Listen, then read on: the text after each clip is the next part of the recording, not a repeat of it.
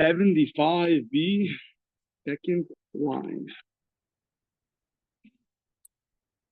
Fourth word. Itmar. So, Emmerich statement.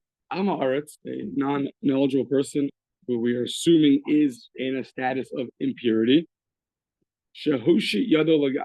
Oh, I forgot to say. Okay, I spoke to the experts, Rabbi Weinstock, yesterday. Our Mishnah from yesterday about the wine press, that the Gemara differentiated between if you stomped or not. So the wine press, when they say wine press, it's the area that you're stomping on that collects the wine. That whole area, that's what it means by the wine press. It's not the crusher. It's the area that you're stomping on, and it's collecting the wine. So therefore, the Gemara differentiated it. If you covered it with pitch, but you never stomped on it before, that's one law. Because, but if you've already stomped on it, so then the wine is much more likely to go into all the crevices of the pitch. So that's why the cleaning is not going to be enough. You have to actually peel off the pitch. So that was the Gachel Evan, the wine press of stone that you put pitch on. So the Gemara had those two statements of Rava that we're talking about either you did or you didn't crush it. So whether it was with pitch or without pitch, the difference was whether basically a way of saying, has it been used? Have you actually stomped there and used it? If yes, then the wine is going to go into the holes and the crevices of the pitch. If you have to peel it off. If not, it's never been used, then you just wash it off. That's obvious. Okay. In Am Aretz, who we are assuming is in a state of impurity, Shehosh Yado Lagat, he now goes and touches this wine press. And what does he touch? Lo and behold, V'noga B'Eshkolos. He goes and he touches a cluster of grapes. So now, Rabbi Chia, they have a debate, Rabbi and Rabbi Chia. So Chad Amar, one says, Eshkol v'kol sevivosav tmeim. A cluster of grapes and all of its surroundings is going to be impure. Not just the cluster, all of its surroundings. Now, I guess this really goes with like the rules of Tumah. So if he's an Ava Tumah, the primary source of Tumah, he touches the grapes, they become a Rishon L'Tumah. Something else becomes a Sheni L'Tumah. Whatever it touches is going to be impure. The Kol Hagat, but the entire press, Kula Tahora, the whole thing is going to be pure. So whatever is in the immediate, vicinity of the cluster of grapes will be impure. V'chad Amar, and another one says Kol Hagat Kula Nami Tmeya. The entire wine press is going to be impure. We impurify the entire area. Okay. I guess either we assume that things touch in the whole area, or maybe it's a special rabbinic prohibition. I'm not sure exactly the logic of why the entire thing should be prohibited. It's all sitting in the vat. It's all sitting in the vat, touching one thing impurifies everything. Yeah. So according to the opinion that just the cluster of grapes and all of its surroundings are impure, but the wine press itself, that whole area, is going to be pure. What's the difference between another time we compared this to other areas of purity and impurity? What's the difference between this? The Tanakh, we have a mission that says sheretz shenim seberecham. You found one of these creepy crawlies, insects that cause impurity, is found in a mill which you are crushing grapes. You're crushing olives. Sorry, before they're the mill that crushes the olives. So now you find a creepy crawly over there. It only impurifies its area. It does not impurify the entire thing. So but if the olive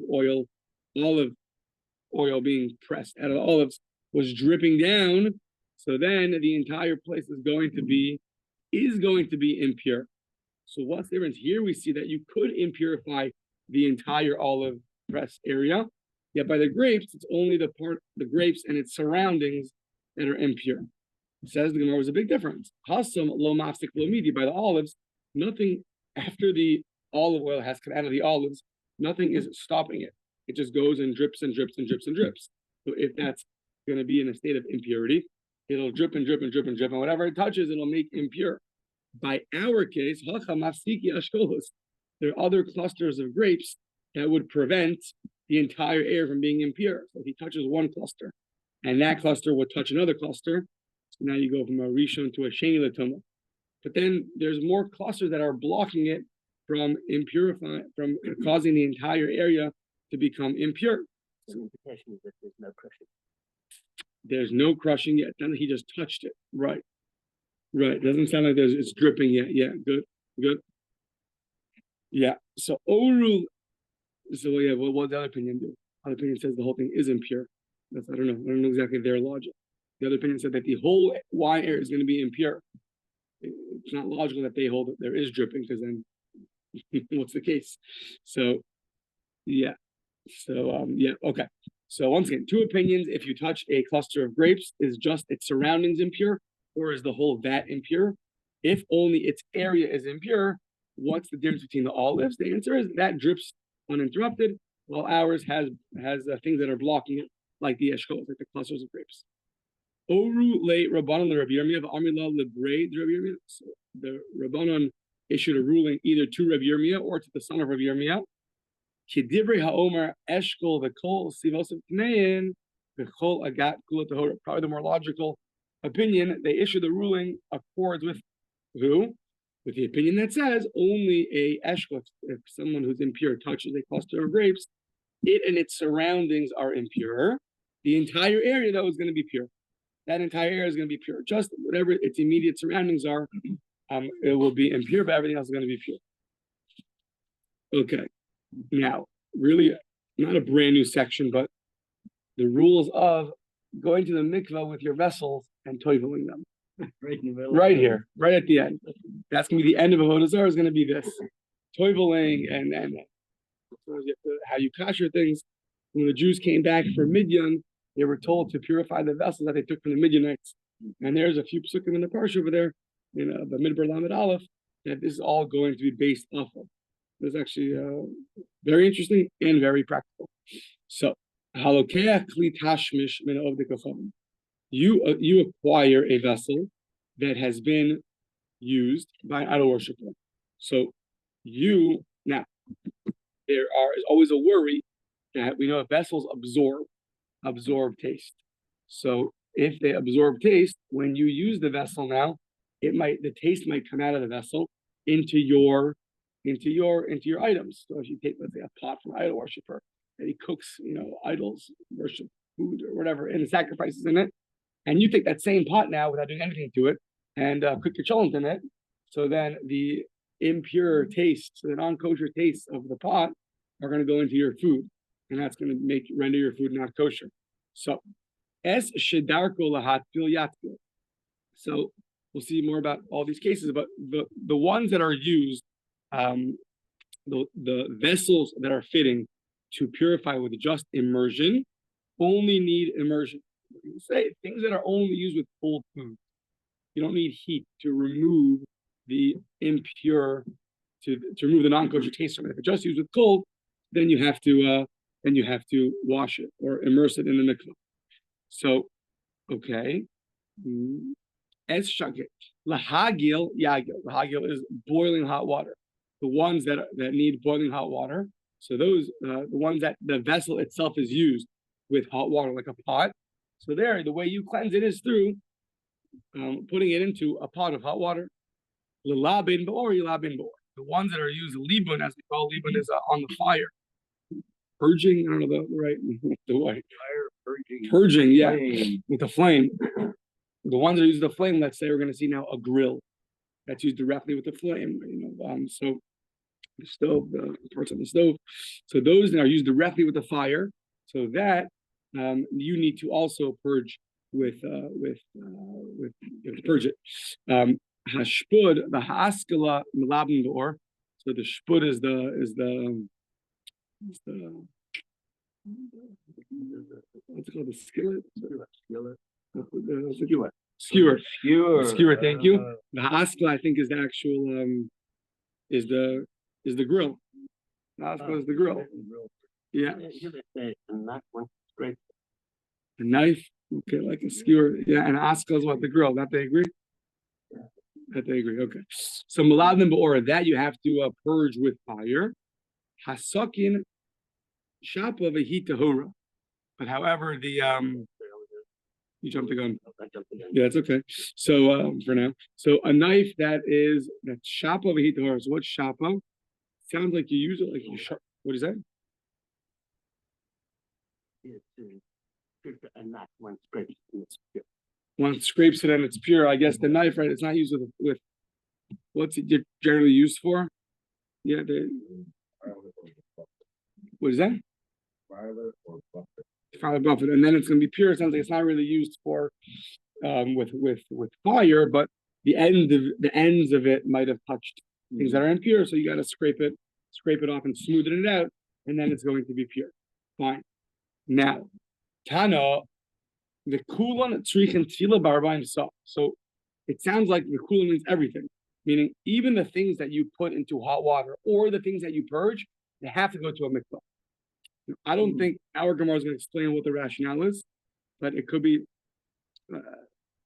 others explain the rationale is that no matter what, it has to need a mikvah. It could be because it was owned by an idolater, it was owned by a non-Jew. You have to make it like a person has to go to the mikvah when he becomes a convert, something like that. You have to renew it. You have to do so. They all need immersion in the mikvah no matter what. So even though you're going to purge it later and put into a pot later, it has to be put into the mikvah. So how do I know that? What's the source of that? Says the pasuk, Kol davar asher yavo be'esh kavir beish. Whatever went through fire, you got to put it through fire now. Vitaher. Then adds a word and purify it. So simply you could have understood that that's the way you purify it.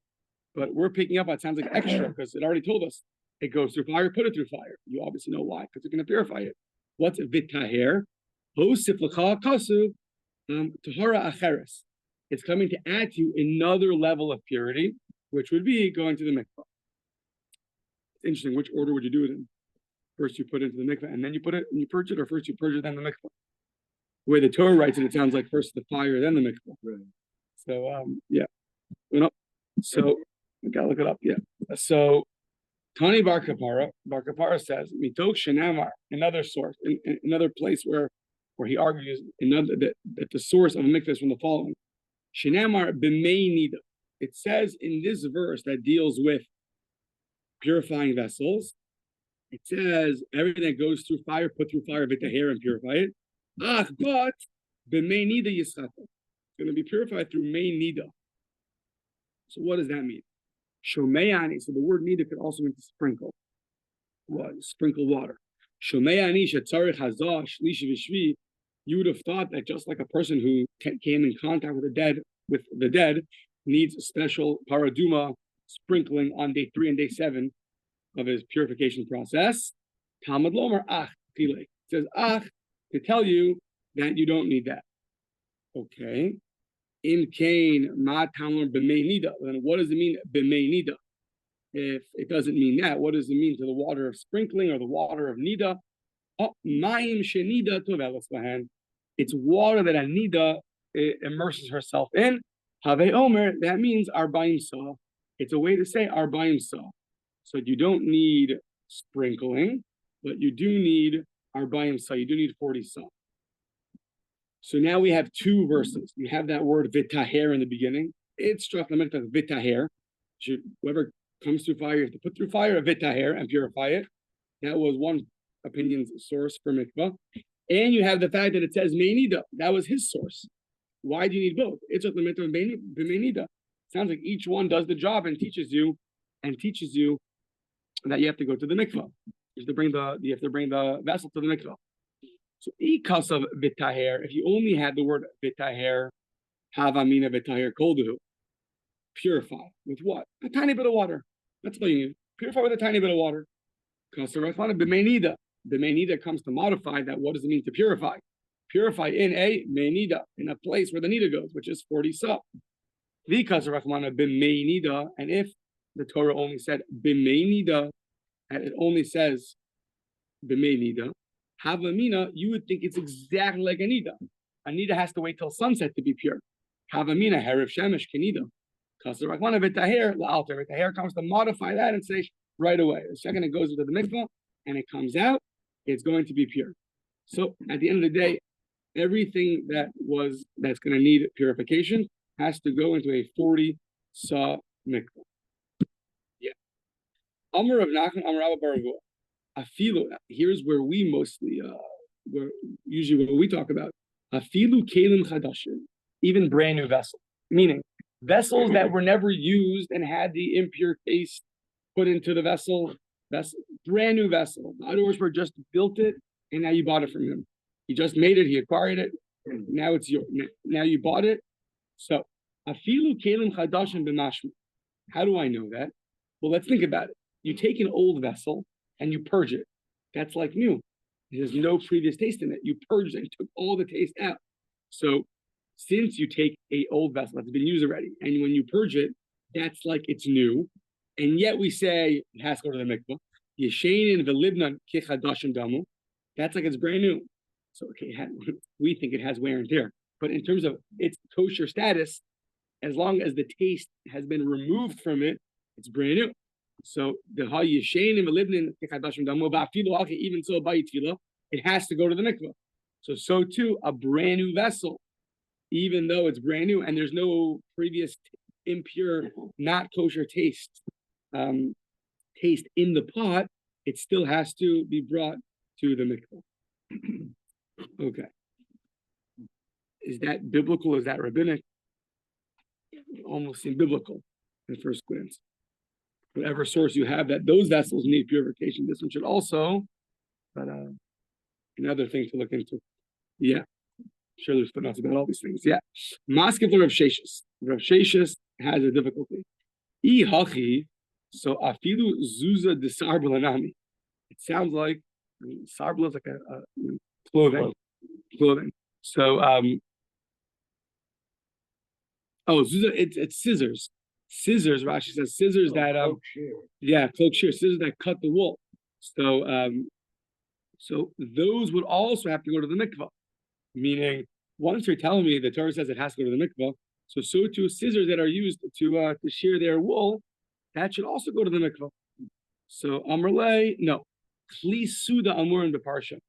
In the Torah, when it talked about the vessels that are being brought back from Midian that need to be purified, it was only referring to vessels that are food-related vessels. Now, I didn't look this up, but sometimes we have things that we think are food-related, but they're really not. Meaning, you have things that are used to hold something else that's going to hold food. Let's say in your toaster oven, right? That tray in the toaster oven. So not the tray, the tray that the tray goes on, the metal part of the toaster oven. The grill. Yeah, what's called the grid? The grid. So that really holds a tray. The tray holds the food, right? So that might not be something which needs, I don't know. Yeah, find out, but that might not, because that's not really for food. That just holds something for food, or things of that nature.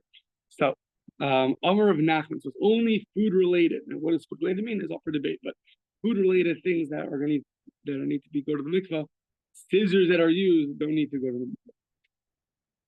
Unless they're cooking scissors, maybe yeah. So Amar of Nachman, Amar Rabba Bar Avua, Rav Nachman said name Rabba Bar Avua, Lo Shanu Ela Bil Likuchin, Ukemaisa Shahaya. Aval she'ulin lo. So these are only items that are bought from the idol worshiper, but not ones that are sold.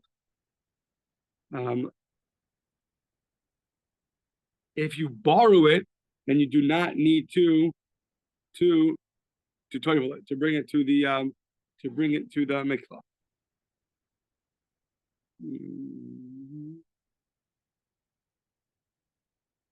Yeah. Yeah. So it sounds like just to borrow from your non-Jewish neighbor or something.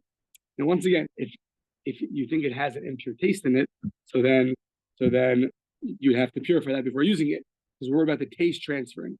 But it sounds like if that's if all things being equal, just borrowing from them, let's say a brand new item, then that's not going to require mikvah. Only if you bought it does it require mikvah.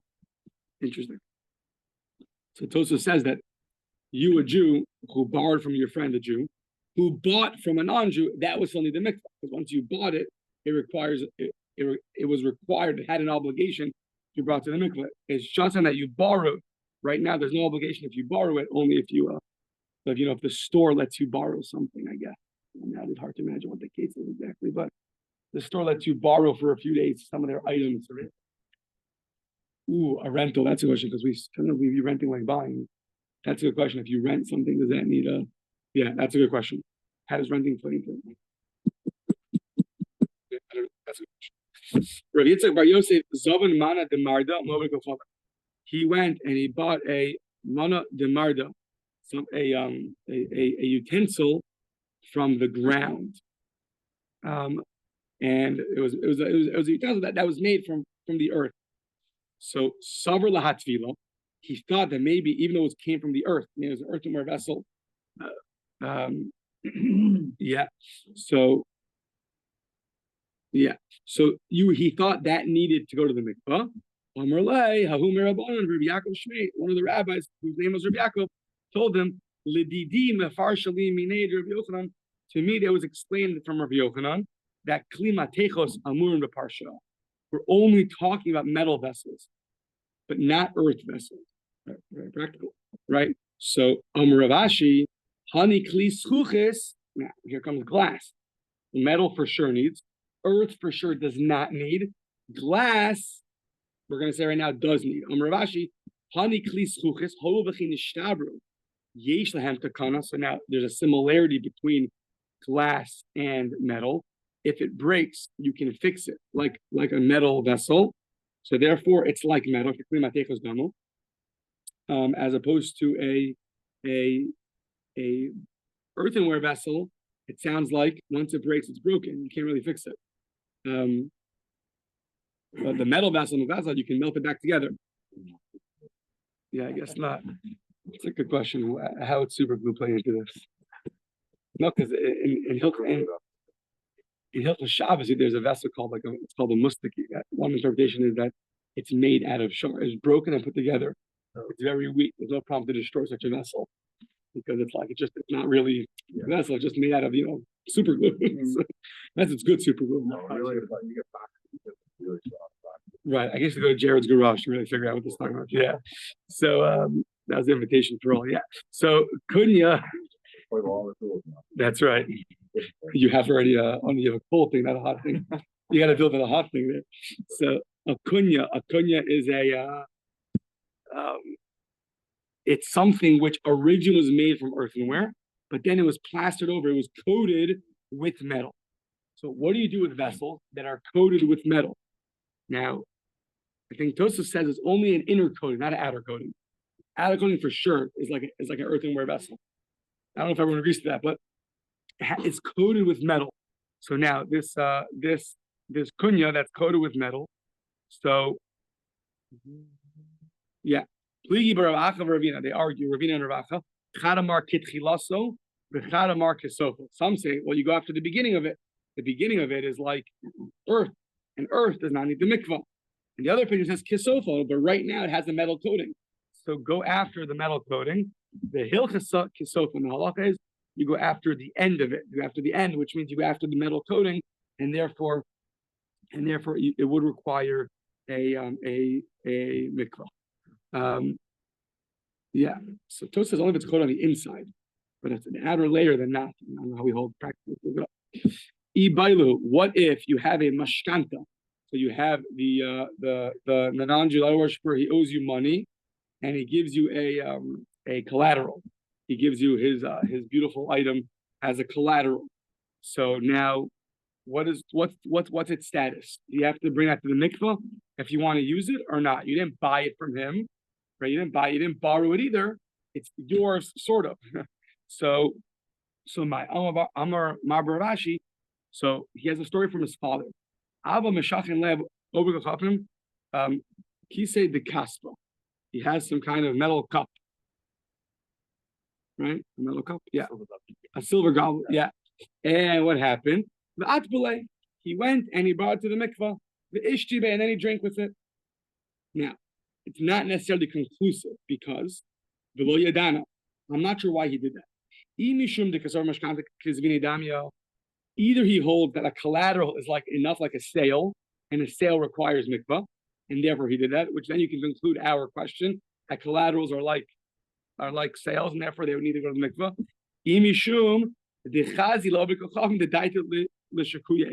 or he saw the way that the idol worshiper was acting when he gave it to this, that he had no plans of ever collecting it again.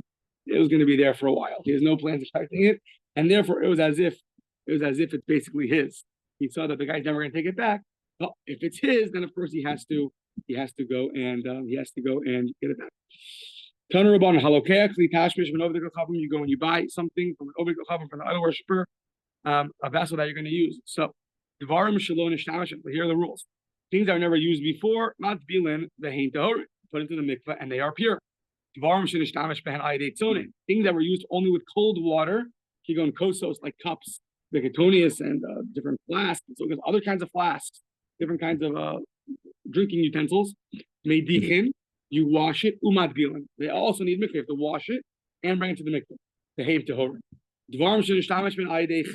Things that were used with hot water to go in hayoros pots. They have kumkumusin and the kumkum and big things with hot water. So and other things that use hot water. So magilan umatbilan, you have to do a gala, which means you have to put it into something, to put it into hot water, and that would cleanse it out. Umatbilan, and then bring it to the mikvah. The hein tahorin. Dvarin shenishtamesh ben aidei haor, you go and hashpudin vasklos, things like the skewers or the skillet, the what? The grills, okay. Then you have to purge it, and then bring it to the mikvah. The hein tahorin, and then they are going to be tahor, pure. The kulan shenishtamesh behen ad shelo yatkil. The kulan shenishtamesh behen ad shelo yatkil, and all of them, all that were used ad shelo yatkil, meaning he used it.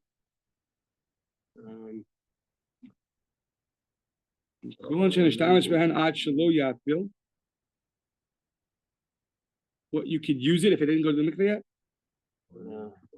Two opinions. The kulan shenishtamesh ben ad shelo yatkil v'shelo yagil v'shelo yilave. Meaning what's that? Sorry. All of them, until you did this, what's their status? Either the mikveh, only the mikveh, or purging, or putting in hot water, or purging it. You haven't done it yet. You have an item that you have not purified yet. So, can you use it or not? Tani chad aser, tani chad mutter. One says mutter, one says aser, one says mutter, one says prohibited, one says it's permitted. So, lo kasha, ha command amar.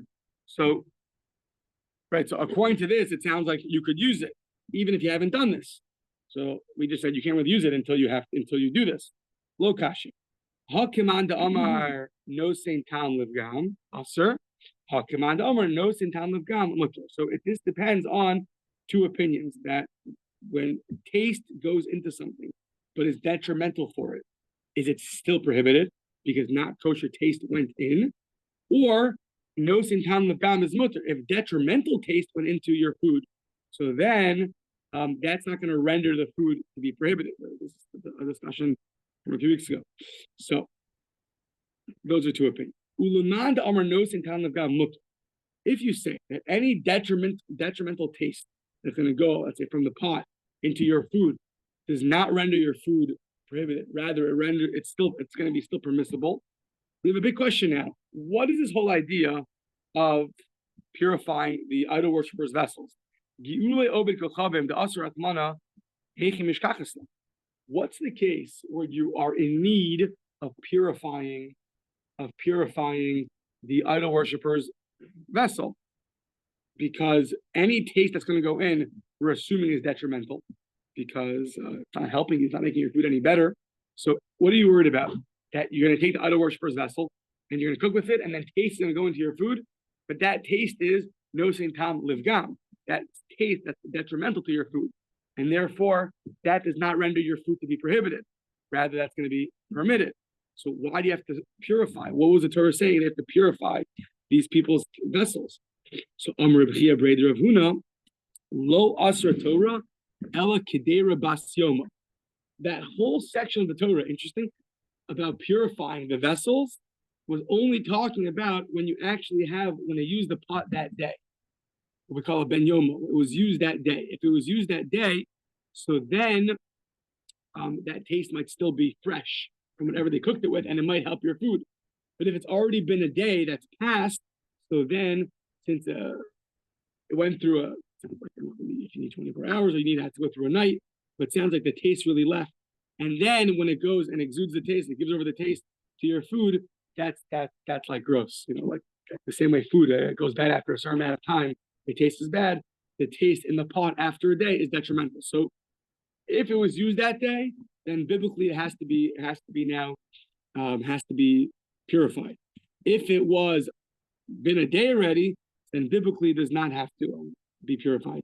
So Bas Yom Adelav Elakader Bas Yom Adelav knows in Talmud of God. Who? But Mikan the Elef Lishtri. From that point on, it's really biblically permitted. However, Gzeira Kederash Ein Bas Yomo Mishum Keder Bas Yomo. They made a decree. The rabbis made a decree that we want you, even a pot that you buy from the idol worshiper, the non-Jew. So even that, even though it's been more than a day since he's used it, we still want you to purify it, because we're worried if you don't purify this, then you're going to get a pot that he did use that day, and you're not going to purify it, and then you're going to impurify all your food, and then it's going to render your food prohibited, and that's not good. So, yeah. The idach keder bas yomo, and the other opinion that holds, the other opinion that said that it's going to be prohibited, idach keder bas yomo nami mifkam pagma. The other opinion held that it was prohibited. What? In fact, detrimental flavor. And therefore, so meaning out of those two brises, even that day it imparts a detrimental flavor, and therefore it's going to be permitted. It's going to be permitted, but then how do you answer the question of why you have to purify anything? I guess you only purify things. What? Say does not satisfactorily resolve the question. Yeah. Regarding the application of the degree perjury. Right. Doesn't answer that question. Left unanswered. Okay. Left unanswered. Yeah. Okay. So fine. Rami lay Rav Amram the Rav Sheshes. Rav Amram asked the question to Rav Sheshes. It says, our mission says, it says that the skewer and the grill, you have to purge, but by kachim, which we'll see soon, hopefully, in a few weeks, by kachim, so a shlomim offering can be eaten in 2 days. A chatas can be eaten in 1 day. If it's left overnight, it's a problem of no sar. No sar means to leave over. So what if you have a pot now that has the taste of the chatas offering, but now it's been a day already? Now it's no sar. If you were to cook another korban in there, you're putting in a forbidden flavor into a permitted korban. So that's considered no sar. So that's going to be a problem. So by kachim, it says, hashmud v'askla magilan.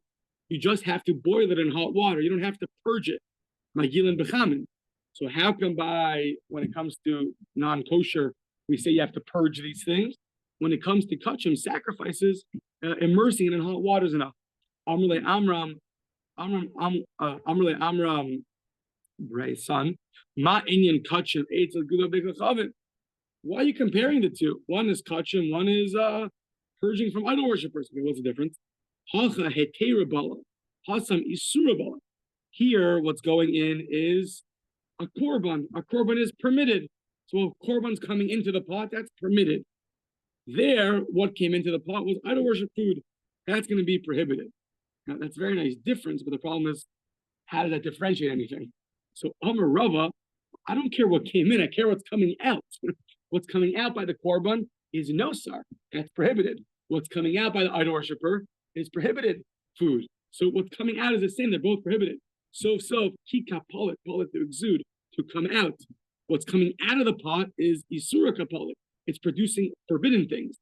No sar, which is forbidden by kachim, and the food that the idol worshiper used is forbidden for a Jew to eat. So that's not a satisfactory differentiation. Ela Amar Rava, what would be satisfactory? Ma'i hagala What does it mean when it said Hagala? Mai Hagala Nami Shtifa U Marika. Rav is saying when it says Hagala by Kachim, it doesn't just mean of course if it contained anything, if it was cooked with something that now there's no sir, of course you have to purge it. That's for sure true. It was just saying Hagala was a way to refer to just washing it off. You have to wash it off. But it wasn't saying Hagala in hot water as opposed to purging. Hagala was a way of saying it has to be cleaned off. But of course it agrees that if it was cooked with something and now there's no sar, of course you have to purge it. Just the word Hagala is going to mean something different than we usually use it. Hagala in our case means putting in a hot water. When it came to kachim, there's a special rule that it has to be washed out. Yeah. So, okay. For kachim. Yeah. Oh, well, we're going to see. Unless you consistently use it all the time, it always permitted stuff's going in. So a chatas that within a day is now used for shlomim, now within 2 days is used for chatas. Yeah. So, Amarle Abaye, me dummy. The word Hagala is referred to as things with hot water. You're using the wrong wording if you're saying it's referring to cold water and washing it off. Marika v'shtifa betzonein Hagala b'chamin. Washing off and rinsing off is with cold water. Hagala, the word Hagala, is with hot water. So he has a technical problem with it. He doesn't agree on the logic, and Hagala could refer to something else. He has a technical difficulty that the word Hagala is really most commonly used for hot water and not for cold water. So Ella Amar, third answer. Ella Amar Abaye. Abaye says really, Hagala means Hagala, like we know. Put into hot water to remove the prohibition. And that which you add a question that our Mishnah requires more. It requires purging it, the skillet and the grill. So to that I'll answer you, Yagid alav reo. Let its friend come and tell you. Meaning, Tana hacha libun. Our Mishnah said libun. V'hu hadin lehagala. But Hagala would also suffice. Tana hasam Hagala. There it taught Hagala, but the same law would apply to libun. But the same law would apply to purging. It sounds like from Abba you can do either or. No, it sounds like you need both. Yeah, it is need both. Common to that. Yeah, Rashi is need both. You need both, and it's just that. But what's both? You need purging and washing, or yeah, you don't need purging and immersing in hot water. That doesn't make sense, no? You have to do both of those. Scouring and rinse. What is that? Scouring and rinse. So meaning really you need purging. Really you need purging. Just each Mishnah was only saying part of the picture. The Mishnah here was saying purging, but you need to be rinsed off and washed. And that Mishnah was saying you have to be rinsed off and washed, but you still need purging. But the word Hagala in that Mishnah, what does it mean though, according to Abaye? It means rinsing and washing. I thought that was his whole problem. No, I don't think he still thinks that Hagala is required. No, I don't think they're. I think he still thinks it's with hot water, but the libun is the libun cannot replace Hagala, and that You can't use libun on its own. Right, I'm just saying the word Hagala that's used in the Mishnah by Kachim, according to Abaye, is referring now to rinsing and washing. I thought that was his whole problem before, that word doesn't mean that. He says we don't call Hagala. I think he's saying maybe the idea of Hagala that you have to actually remove the forbidden mixture, forbidden substances. That he agrees, that's Hagala. Okay, I'm just confused. How does he know that you have to wash and rinse it off by touching the word Hagala? That was this whole problem a second ago on Rava. He told Rava, I don't like your usage of the word. What did he?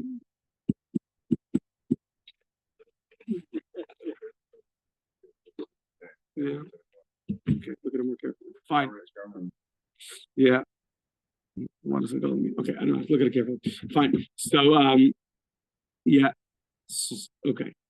What time is it? 15. Just got 2 minutes.